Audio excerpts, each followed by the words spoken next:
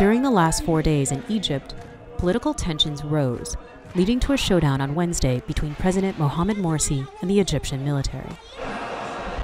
On Sunday, millions of protesters gathered in Cairo's Tahrir Square, calling for Morsi's resignation. This came exactly 1 year after he was inaugurated as Egypt's first democratically elected president. Demonstrators also set fire to the headquarters of the Muslim Brotherhood and ransacked it the following day.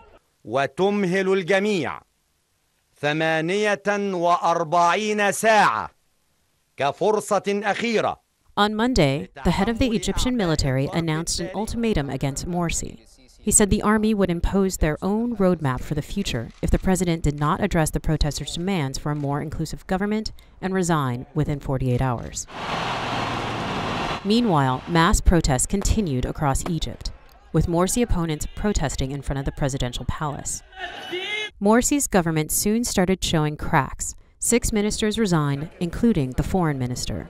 On Tuesday night, President Morsi defied the military's ultimatum in a live televised speech.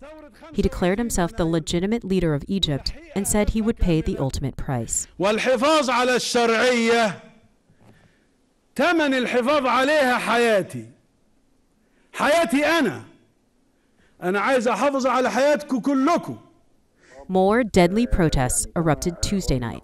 At least 18 people were killed at a pro-Morsi rally at Cairo University, and more than 300 people were wounded.